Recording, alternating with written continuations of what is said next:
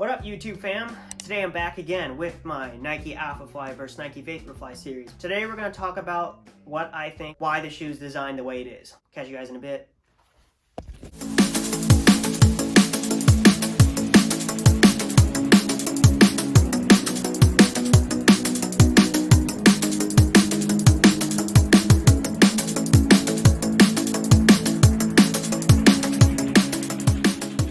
This is the Nike Alphafly Next percent. You guys can check out my prior videos. I've done a lot of testing compared to the Vaporfly. Link to those videos will be at the end. This shoe, I would say, has a lot of energy return. But if you look at the bottom of the shoe, you can see that there's like this alien design horseshoe shaped structure at the top of the shoe in the forefoot. Pay close attention to the number of divots and design. If you notice, in the ball of the foot on the bottom of the shoe, at the bottom, there's 3 divots. On the inside, there's 2 divots. If you guys have seen, like, someone laying on a bed of needles, it doesn't pierce them, versus one needle will pierce. So what happens is that you have a decrease in surface area. So in that torquing motion, when you go from supination to pronation and then passing through the big toe before toe off, it should increase torque down at that motion because there's less surface area. Therefore, forces are more pinpointed through that inner foot. Kind of like if you've seen my track video, zoom in up close, you notice how there's extreme compression on the inner foot, and the design of the bottom of the shoe could play into part what they were trying to achieve when designing the shoe, and understanding the physics that a decrease in surface area lead to more of a vector of force through the area, through that ground. That's probably why there's only 2 on the inside versus 3 on the outside.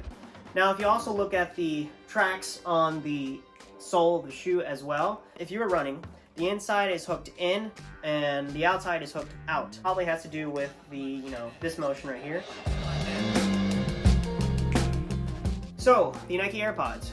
Looking at the Nike AirPods, the inside of the AirPods have, it looks like cloth. I don't know exactly what it is, but probably looked at this in a lab. But there are compressive forces that you want to achieve landing on the Nike pods. Those lines in there stop the Nike AirPod from having full compression because there is a certain moment you probably don't want it to reach full compression. Those are there to actually guard compression to a certain degree, so there's more energy return versus if they completely compress for the amount of time your foot is in contact with the ground, with the technology that's in the shoe, may not be as effective as if those were not there. Now, if you also look at the rear part of the shoe, the back part of the shoe, you do notice that there are greater ridging than compared to the Nike Vaporfly Next percent on the back side. And that is probably because even though both have an 8mm heel to toe offset, there is more ZOOMX foam in the posterior heel of the shoe. But if you ever look at a track spike, right, and the further the distance of that event for that track spike, the softer the second half of the shoe is towards the back. And that has to do is that the slower a pace tends to be, the more heel to toe you're gonna go than as if you were on your toes. And the forefoot tends to be a lot stiffer for majority of track spikes because it creates better leverage in the forefoot. So that's why they have it that way. And the same concept is in the shoe because there's so much going on in front of the shoe. They want to maximize biomechanics. There is an increase in surface area for grip, and they probably did it that way. Did find the shoe a little bit more slippier than the Vaporfly Next percent. And they could probably fix that with future iterations. If you look at the bottom of the Nike Vaporfly Next percent, there's a greater increase in surface area, so there's more frictional force. They could have added a small amount of etching, laser etching, like they did with the Nike Vaporfly Next percent, at least that's what it looks like, to each of these. to maximize grip. People, they found the Vaporfly Next percent less slippery than the 4% Flyknit, which holds true because if you look at both bottoms of the shoe, one seems to have more surface area than the other. Now, I'm not gonna do a bunch of 3D imaging and measuring to figure out if it does or not, but that's what seems the gist of it. The slower the race, the more heel to toe you go, essentially. And because This shoe, if you watch my other video of comparing the 2 shoes on a treadmill at different paces, there is more ground contact time with the Nike Alphafly Next percent compared to the Nike Vaporfly Next percent. The shoe takes time for it to compress and lead to a greater toe off. And because of that, they probably added more ridging on the bottom of the shoe to increase the amount of frictional forces when running to slow down so you don't slip, because the heel is probably going to hit first.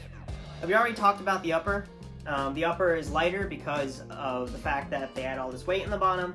You guys can check out my video. I'll post it at the end of me wetting the shoes and then weighing them after, and you'll be surprised what you find. Check it out. This is lighter material. In my other video, we also talked about the toe box. As a brief synopsis, I'll post a link to that video at the end of this video as well. The toe box of this shoe feels larger, although the toe box itself, for my measurement, is about the same length and width of your Nike Vaporfly Next percent. Now, if you look at the top of the shoe, they have an extra guarding there. I talked briefly in my other video about mechanics. The shoe is stiffer, so they had to create more room in the forefoot.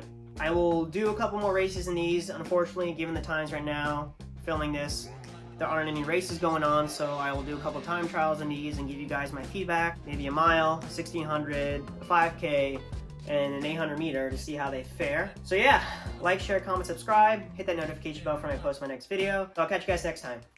Peace.